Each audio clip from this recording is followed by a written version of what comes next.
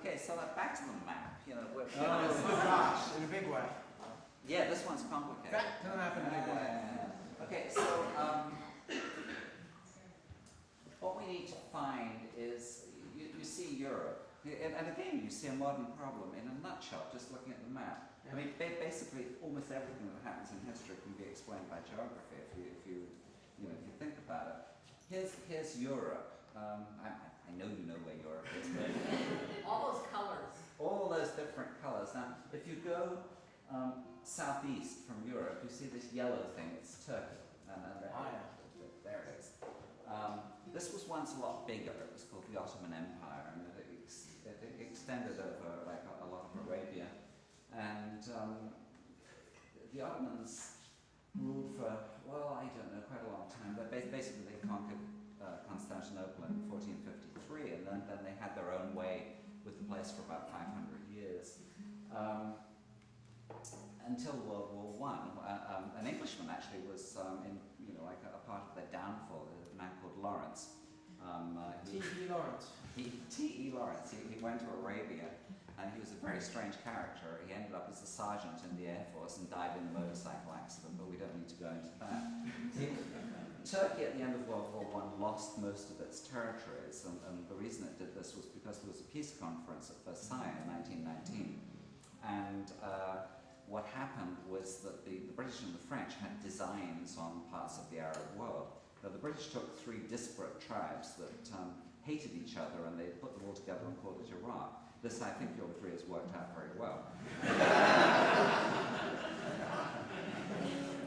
The French were a little more canny. They took a more coherent country with Syria. And so the French grabbed Syria, the British grabbed Iraq, and it was a free-for-all. Lawrence actually turned up at the Versailles Peace Conference and tried to talk sense into the British negotiators. It didn't do any good. They decided what they wanted to grab, and they grabbed it. They also, there were like sort of various other things that happened in Europe. They put together 6 different tribes who hated each other in Europe too, and they called it Yugoslavia. It worked for a while because Tito was an iron-fisted strong man. He held it together, but that hasn't worked out too well either. Even Czechoslovakia, stuck together by the Versailles Peace Conference, has now split into 2 halves. So basically everything that was decided really hasn't worked. I mean, the 1919 ideas have not worked. Into the midst of all of this came the American president, Woodrow Wilson. Woodrow Wilson was a college professor before he was president, so he decided that he would lecture everybody and tell them, sort of what to do. And what to do, in his opinion, was to invent this conglomeration of nations that would keep the peace in the future. And he wanted to call it the League of Nations, and he did, in fact, call it the League of Nations. There was a problem because various countries didn't join it, including his own. But the most important one was Germany. He somehow, this pink thing that causes all the trouble, he somehow managed to, there it is,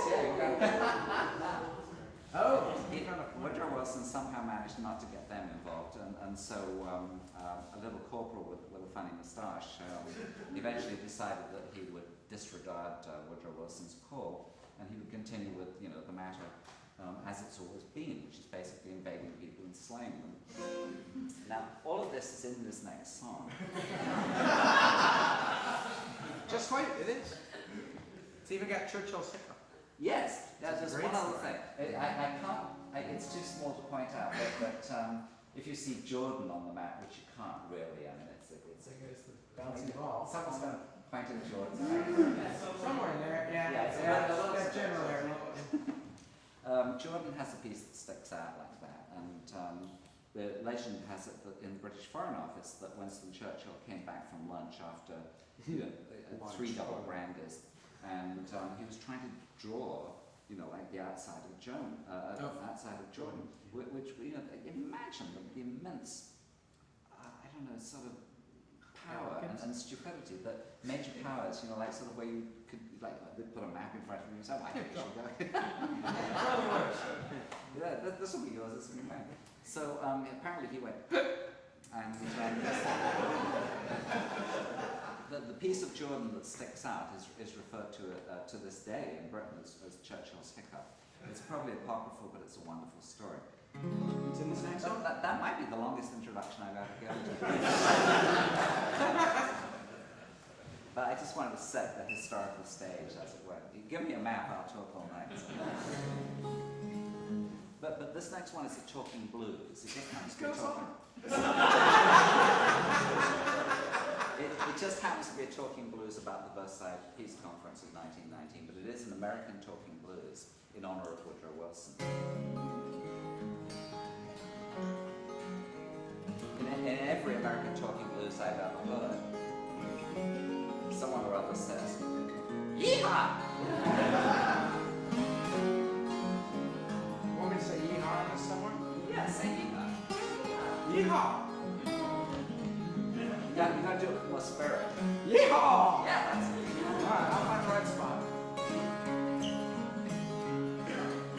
Are we ready?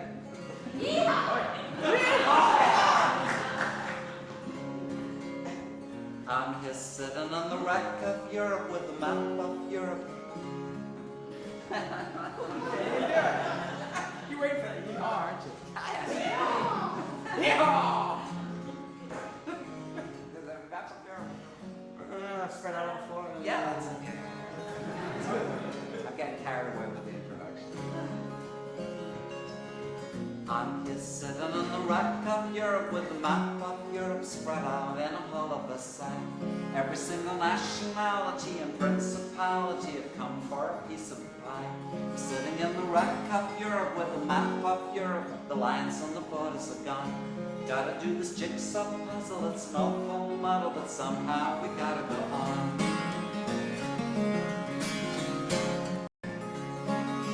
Lawrence of Arabia is waiting in the wings. He's got some Arab sheikhs, some kings, and we're in debt to them somehow. Lawrence of Arabia has got this perfect vision. Gonna sell him down the river, got no time for him now.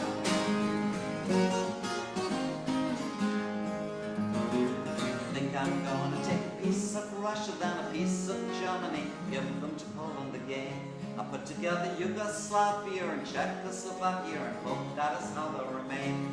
Then I'll take a piece of Turkey, then a lot of Turkey. This is all quite a heady affair. It's Persia and Iraq to pick up, and it's Churchill's hiccup, and I can't leave it up in the air. Woodrow Wilson waves his 14 points around, says the time to act is now, won't get this opportunity again. Woodrow Wilson has his 14 points, but Clemenceau turns to Lloyd George, says you know that God himself had only 10. Yeehaw! Today I'm carried by a league of notions, by a league of notions I don't think I quite understand. Only know from this commotion there's a chance that we could turn the world in the palm of our hands. Carried by a league of notions, by a league of notions I don't think I quite understand. Only know from this commotion there's a chance that we could turn the world in the palm of our hands.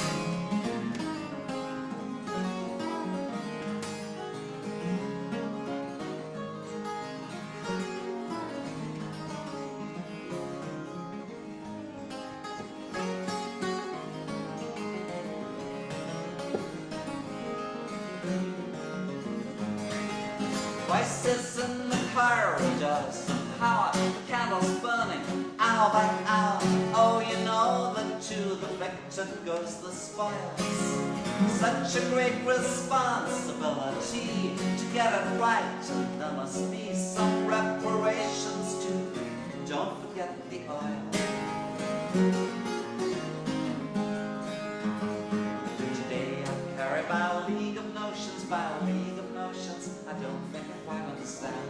Only know from this commotion there's a chance that we could turn the world in the palm of our hands. Carried by a league of notions, by a league of notions I don't think I quite understand. Only know from this commotion there's a chance that we could turn the world in the palm of our hands. Pax vobiscum. Pax vobiscum. Pax vobiscum.